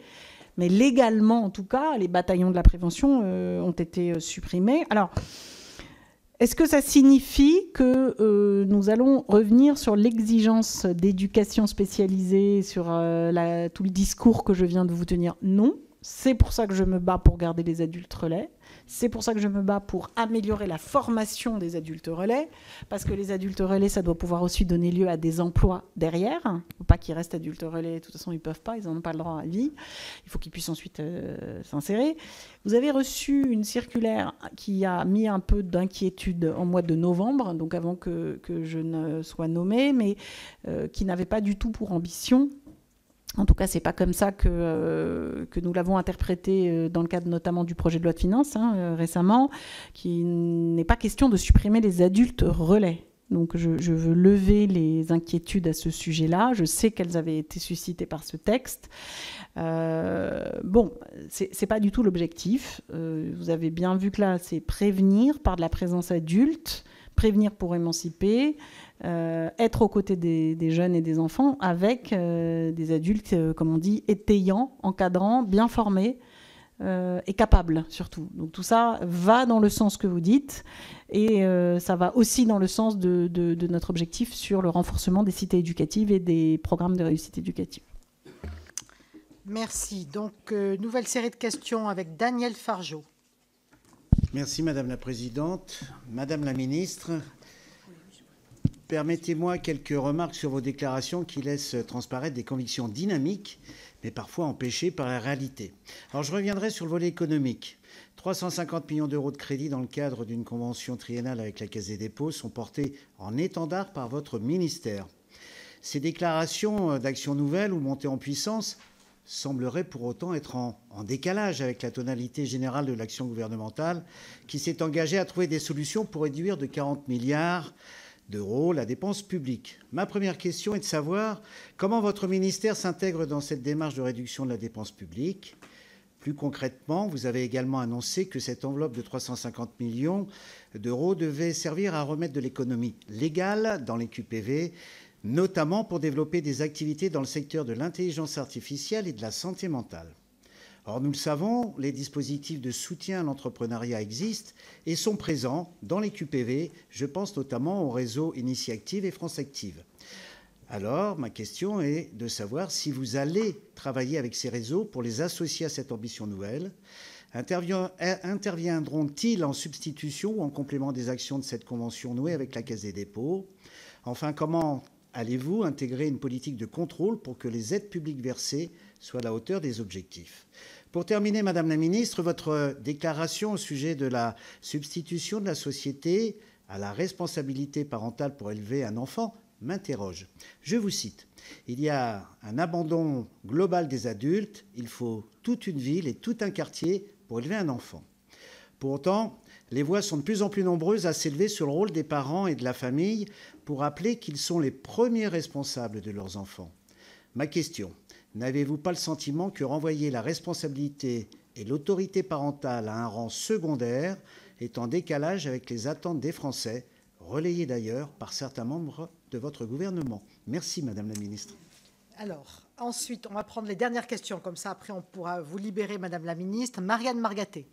Oui, merci Madame la Présidente. Bonjour Madame la Ministre. Merci pour vos éléments et votre engagement. Je suis évidemment un peu moins optimiste que vous lorsque vous dites qu'on peut faire plus avec moins. Et voilà, je pense qu'il est dommage d'ailleurs que vous n'ayez pas les moyens à la hauteur de votre engagement et de votre ambition. Moi, je voulais revenir sur une question un peu plus générale. Les associations, enfin les élus qui portent des QPV, qui sont largement engagés, pointent le fait qu'il faut mobiliser les moyens du droit commun. On sait que les moyens du droit commun, de manière générale, quand même, pâtissent d'économies budgétaires extrêmement fortes, brutales. On le voit dans tous nos territoires, d'ailleurs, quels que soient nos territoires. Et je dirais qu'il y a un effet cumulatif, puisque dans les territoires en QPV, les moyens de droit commun sont insuffisants, comme dans tous les autres territoires. Il y a évidemment, dans ces collectivités, dans ces communes, la même situation de contraintes budgétaires très forte chaque année pour boucler son budget, pour arriver à mener à bien ses projets. Et en plus, il y a l'annonce de suppression, de gel, de crédits politiques de la ville. Je trouve qu'on a un effet triple lame qui est quand même assez désespérant, en fait. Et donc, je voulais vous interroger sur cette notion de mobilisation des moyens de droit commun. Comment vous le mettez en place dans ces territoires qui appellent de leur vœu ces moyens de politique de droit commun dans leur secteur. Je voulais également pointer la question de l'annonce qui a été faite, qui a été prise aussi avec beaucoup de brutalité. J'imagine que vous avez sans aucun doute eu des échos des maires sur la suppression de crédits importants sur les quartiers d'été, des maires qui sont engagés sur des séjours pour la jeunesse, pour les enfants, et qui apprennent mi-mai qu'ils n'auront pas les crédits alors que les appels à projets ont été lancés et qui sont donc dans un choix cornélien. Soit ils font partir moins d'enfants, soit ils suppléent le désengagement de l'État dans le versement de ces crédits. J'ai bien entendu ce que vous avez dit sur les adultes relais. Je pense que ce sera utile puisque les remontées d'associations montrent quand même leur grande inquiétude et leur constat que les postes ne sont pas remplacés. Donc si la parole est très claire, votre parole, que ce sont bien des postes occupés que vous souhaitez voir, enfin que vous maintenez avec ces 4500 postes d'adultes relais, je pense que cette demande d'éclaircissement et de lisibilité a besoin d'être entendue. Et enfin, moi j'ai pu constater, alors je suis sénatrice de Seine-et-Marne, et des territoires qui ne sont pas en quartier politique de la ville, et pour autant dans lequel, je pense notamment à l'est de la Seine-et-Marne, des secteurs un peu plus éloignés, des phénomènes de bascule, de phénomènes de ségrégation sociale, spatiale qui se mettent en route, des paupérisations de copropriétés qui coincent les gens, une désindustrialisation forte, en fait. Vraiment un effet de bascule. Alors, les effets de bord, après, les périmètres ont été choisis, mais quelle attention peuvent porter les préfets sur ces territoires qui sont aujourd'hui en dehors des radars et qui, pour autant, connaissent, je pense, cochent quelques critères des quartiers politiques de la ville, si ce n'est tous. En tout cas, je pense qu'il faut leur prêter attention. Merci. Merci, Marianne. Encore 2 questions avec Martine Berthet. Merci, Madame la Présidente. Madame la Ministre, vous nous avez parlé économie, femmes et emploi, entrepreneuriat des femmes, enfance et éducation. Parmi vos priorités, et je m'en réjouis, je préside la commission RSA en tant qu'élue départementale dans l'agglomération d'Albertville. Pour réussir ces défis, un point me paraît essentiel, qui est l'apprentissage du français. Mais il y a une question de budget. France Travail n'a plus de moyens pour cela. Les associations locales ne suffisent pas. Quelles sont les directives de votre part? Car sans apprentissage du français, il n'y a pas d'emploi possible. Je le vois régulièrement. Encore moins d'entrepreneuriat, l'isolement des femmes, pas de lien possible avec l'école pour les enfants. Quel est votre projet sur ce sujet? Par ailleurs, nous avons toujours la population la plus pauvre de Savoie dans le quartier prioritaire de la ville à Albertville. Pourtant, à ce jour, il n'y a pas de réponse pour un nouvel engagement, ni pour la cité éducative qui était promise. Je vous remercie. Merci Martine. Et dernière question avec Marie-Lise Housseau. Merci Madame la Présidente. Madame la Ministre, dans ce que vous nous avez exposé, il y a quelque chose qui m'a particulièrement intéressée, c'était ce que vous vouliez faire pour encourager l'économie des quartiers, et notamment le programme de soutien aux femmes pour créer des entreprises. Et alors je voulais savoir si vous aviez un peu creusé le sujet, comment vous envisagiez de faire ce soutien? Est-ce que vous pensez à des crédits, à un accès au crédit plus simple, des microcrédits comme on fait par exemple en Afrique? Et sur qui vous pensez vous appuyer dans les quartiers pour développer ce programme de soutien? Et enfin, le dernier point, c'est dans des quartiers souvent gangrénés par la drogue, est-ce que vous pensez que même s'il y a des femmes volontaires, vous pourrez suffisamment les soutenir pour qu'elles aient en quelque sorte le droit et la possibilité de créer ces entreprises? Voilà, Madame la Ministre, vos dernières interventions. Merci beaucoup et merci pour toutes ces questions passionnantes. J'aimerais bien rester plus, mais je dois retrouver le Premier ministre après notre échange. Monsieur Fargeot, alors pour vous répondre, vous me demandiez d'abord comment est-ce qu'on... Pardon ? Vous avez déjà répondu à Monsieur Fargeot. Non. Mais non, pas du pardon, tout. C'est moi qui non. Si mon conseiller budgétaire a bu avant de venir... Donc, Monsieur Fargeot, vous me disiez que vous aviez des interrogations bien légitimes, et je vais vous expliquer comment on va faire pour utiliser ces 350 millions d'euros de la Caisse des dépôts. Alors pour ça, effectivement, le réseau que vous évoquiez, France Active et d'autres, tous ces réseaux associatifs formidables de jeunes entrepreneurs, d'ailleurs j'en ai constitué un, puisque j'ai fait un club des entrepreneurs de l'intelligence artificielle qui s'appelle Quartier 4.0, que je reçois tous les 2 mois, et ils sont une vingtaine absolument géniaux. Ils ont créé des entreprises qui réussissent très très bien. Ils ont eu des prix et donc ils sont formidables. Pour tous ceux qui n'ont pas encore réussi, comment on va faire? Eh bien justement, grâce à ce réseau qui existe, il y en a beaucoup. Il y a Les Déterminés de Moussa Camara, il y a le Carburateur à Marseille, enfin, il y a France Active, il y a Positive de Jacques Attali, enfin il y en a plein. En fait, eux, ils savent très bien faire ça. C'est-à-dire, ils savent repérer les jeunes qui fonctionnent bien, qui cherchent. Et nous, on va leur apporter avec la Caisse, plus qu'un financement, en fait. Il y a plusieurs choses qui sont mises en place. Il y a un fonds de capital. Il va y avoir du conseil, notamment pour un groupe de femmes, avec un club dédié aux femmes qui a été mis en place par Les Déterminés pour leur apprendre à s'affirmer, justement à lutter contre l'autocensure. Et donc, il va y avoir un accompagnement qui est à la fois financier, mais qui est aussi du conseil. C'est-à-dire comment on fait ses démarches, comment on crée son entreprise, comment on fait face aux premiers échecs, comment on fait pour que la détermination dure 5 ans, c'est-à-dire ces 5 premières années où l'entreprise est un peu fragile. Donc ça, c'est de l'accompagnement. Hein, c'est très clairement de l'accompagnement. Et en fait, la Caisse est déjà investie là-dessus. Pour vous répondre, et en même temps, j'en profite du coup pour vous répondre sur les femmes. On a lancé avec la Banque publique d'investissement il y a quelque temps, je crois que vous devez connaître, et c'est absolument génial, c'est les bus de l'entrepreneuriat des quartiers.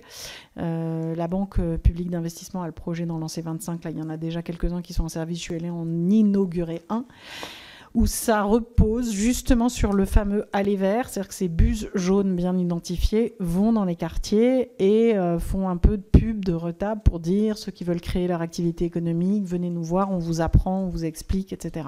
Donc il y a une démarche effectivement d'aller vert, parce que sinon on va avoir du mal à les inciter à venir pousser les portes, évidemment, des institutions. Comment on contrôle que cet argent public est bien utilisé? Avec la Caisse des dépôts, ça va être assez simple. Bon, nous, on a déjà signé une convention avec eux, on leur a fixé des objectifs, et ensuite, eux, ils vont, à travers ces associations, et on va le faire avec elles, puisqu'on va décliner ça, viser les profils type, mais on sait déjà faire ça, parce qu'il y a déjà des réseaux, notamment la Banque publique d'investissement, la Banque des territoires, ils ont des représentations des bureaux de la Banque des territoires partout. Donc ils savent avec les maires, ils travaillent en synergie avec les maires, et ils savent repérer avec les chambres de commerce et d'industrie. Ils arrivent à identifier les profils. Alors après, évidemment, c'est du suivi individualisé. Donc c'est pour ces 350 millions d'euros de la Caisse, en fait, c'est un peu la Caisse qui va faire le suivi. Et nous, on a notre convention annuelle avec un comité de pilotage qu'on installe là avec Olivier Sichel au mois de septembre. Donc comme on a fixé nos objectifs avec le CIV, on sait où on va, quoi. Donc on va leur demander effectivement de nous rendre des comptes. Mais vous voyez, c'est parfois plus facile sur du 350 millions d'euros avec la caisse et de la convention de savoir à quoi ça sert. Enfin, on va le voir concrètement. Voilà. On va voir si les boîtes tiennent, combien il y en a qui sont créées, dans quel secteur, etc. Ensuite, sur les familles... Alors, vous me parliez de l'abandon familial. Alors, moi, j'ai pas une position qui consiste à dire on retire aux parents l'autorité parentale. Pas du tout. C'est juste que je constate que dans les quartiers, là où en moyenne il y a 45% de familles monoparentales, il se trouve que les enfants ont une mère pour s'occuper d'eux, ce qui est déjà très bien, mais sauf que cette mère, quand elle a un travail parfois nocturne difficile et qu'elle a 3 ou 4 enfants, avec toute la meilleure volonté du monde, c'est compliqué d'y arriver toute seule. Voyez, donc l'enjeu, c'est que les pères sont partis, et je me demande bien pourquoi, mais enfin, c'est comme ça. Donc première question, où sont les pères ? Mais une fois qu'on a dit ça et qu'on ne sait pas où ils sont, il faut quand même s'occuper des enfants. Donc l'idée n'est pas de culpabiliser les mères. De toute façon, les pères ne sont pas là. Donc accessoirement, je délivre un message politique en disant où sont les pères. J'aimerais bien le savoir. Mais une fois que je pousse ma gueulante sur un plateau et dans les quartiers et que toutes les mères me disent « Oh oui, enfin, vous avez raison », il faut trouver des solutions. Et donc, on ne peut pas laisser ces gamins seuls. Pourquoi ? Parce qu'un enfant de 9 ans qui ne reste pas chez lui, soit parce que sa mère n'est pas là, soit parce que sa mère est déprimée ou occupée ou autre, et qui descend en bas de sa cité et qui passe son temps en bas de sa cité, qui n'a pas d'activité, pas d'occupation, ce qui est certain, c'est qu'il va forcément tomber sur quelqu'un qui va lui dire « Va me faire une course, je te donne 50 €, garde la monnaie, et puis la deuxième fois, tiens, je te donne 100 €, tu vas me faire une deuxième course, et puis la troisième fois, est-ce que tu veux pas surveiller là qui sort de cette porte ? Puis je te donnerai 300 €, et puis ça va très très vite. » Donc c'est ça le truc. Donc il vaut mieux être là, l'envoyer à l'école de 8h à 18h, lui faire du sport, le surveiller, et c'est tout. À un moment donné, vous voyez, c'est pas un problème de déresponsabiliser les parents, c'est plutôt tenir compte d'une situation qui est que soit on laisse ses enfants ciblés par des réseaux, soit on s'en occupe. Il n'y a pas beaucoup de choix. Deuxième sujet qui avait été évoqué avant Catherine Margaté par Madame Berthet. Pas Catherine, pardon. Pourquoi je vous appelle Catherine ? Parce que je connais Catherine Margaté, c'est pour ça. D'accord. C'est votre mère ou votre sœur ? D'accord. Ok. Parce que depuis... C'est ça, je suis désolée. J'espère qu'elle va bien. Vous lui direz que j'ai pensé bien à elle. Voilà. Voilà. Marianne, vous avez un joli prénom. Donc, Madame Berthet, un mot pour vous parler effectivement de l'apprentissage de la langue française. Alors ça, c'est pas tout à fait la compétence de la politique de la ville. Moi, j'aimerais bien m'en occuper. Mais moi, j'aimerais bien, mais je suis convaincue. D'ailleurs, dans le projet que j'ai des petits déjeuners gratuits, mon ambition, ça date de 2012, quand j'étais dans la campagne d'un ancien président de la République, où j'avais proposé exactement ça, c'est-à-dire on fait des cafés dans les quartiers pour toucher les parents qui ne parlent pas le français, pour les repérer et leur apprendre le français. Parce que si on veut aider les enfants, il faut aider les parents à parler français. C'est très très basique, hein. C'est très très simple. Voilà. Comment on les sort de chez elles ? Alors on avait cette idée, alors j'aimerais bien réussir à faire les petits déjeuners gratuits, mais on avait cette idée de les repérer quand elles accompagnent les enfants, et de les inciter à s'inscrire à des cours de langue gratuite. Ça, c'est pris en charge par le ministère... C'est l'Intérieur qui s'occupe de ça. Ouais. C'est le programme 104 du ministère de l'Intérieur. Accessoirement, il y a des communes qui ont des cours de langue gratuite. Il y a des associations qui font ça. Il y a des associations qui font ça dans les quartiers, exactement. Oui, non, mais ça ne suffit pas. Je suis tout à fait d'accord avec vous. Et c'est absolument une priorité. Et je le partage, mais hélas, là, ce n'est pas moi qui finance. Et je ne vous cache pas que je ne vais pas chercher à le financer parce que je voudrais déjà sécuriser ce que j'ai à financer. Mais je ne peux qu'encourager les associations et les maires à s'engager sur cette voie. C'est une évidence. Marianne Margaté, donc pour vous répondre, oui, le droit commun, évidemment, mais c'est bien l'intérêt du CIV. Vous savez, moi, je ne fais pas un CIV pour mes 609 millions d'euros. Je sais très bien comment les utiliser. Donc ça, je n'ai pas besoin. En revanche, je le fais exclusivement pour mobiliser les autres. C'est juste ça. Et d'ailleurs, on verra, hein, j'espère que ça va bien se passer, mais il y a des moyens en plus. Tous les ministres qui vont parler sont les ministres qui mettent des moyens en plus. Hein. Les autres, je les aime beaucoup, mais voilà. Donc il y aura l'Éduc qui va mettre des moyens en plus, le ministère de l'Intérieur, François Rebsamen évidemment, ministère sur l'aménagement du territoire, Évidemment qu'il va y avoir aussi le ministre de l'économie, enfin tout le pôle économie représenté par Amélie de Montchalin. Et puis les affaires sociales, bien entendu, oui, évidemment le ministre de la Santé pour le pôle de Madame Vautrin. Donc vous voyez, tous ces ministres viennent parce qu'ils amènent non seulement une ambition que nous avons partagée, élaborée ensemble, mais ils amènent aussi des moyens en plus.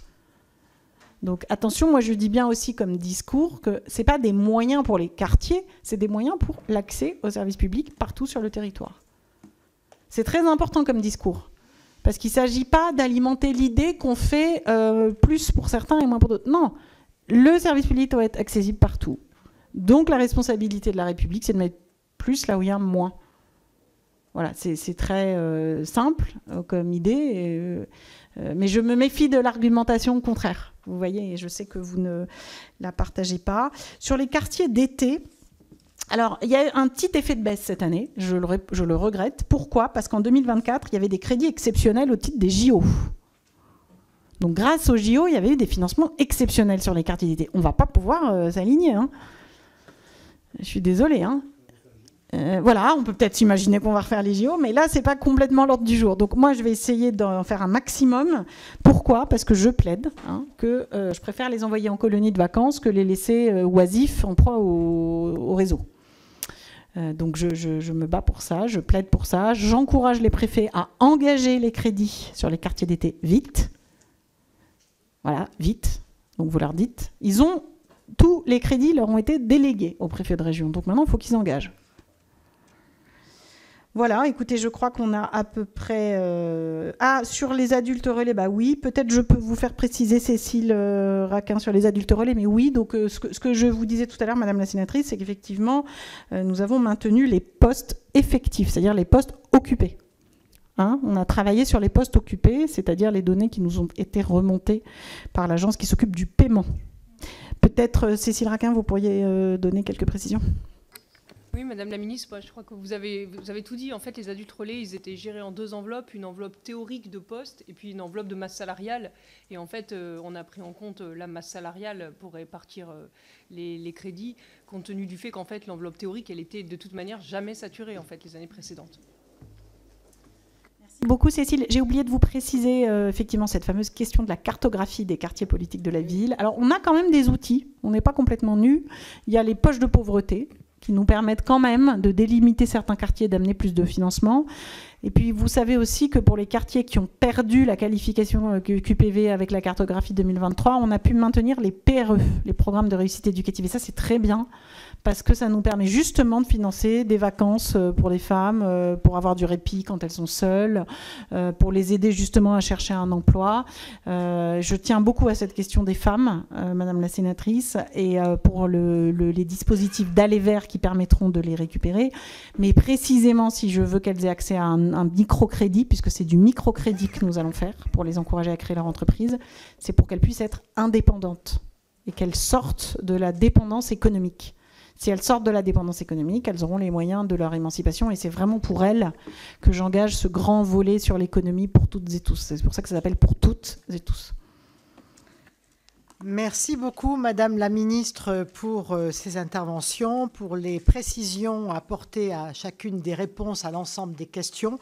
Je vous souhaite un très bon CIV à Montpellier, avec la transversalité nécessaire à la politique de la ville à travers tous les collègues ministres que vous avez rassemblés autour de vous-même et du Premier ministre. Et puis, on souhaite effectivement, comme vous l'avez annoncé, qu'il y ait comité de suivi et après une certaine fréquence et régularité dans ces réunions de comité interministériel de la ville.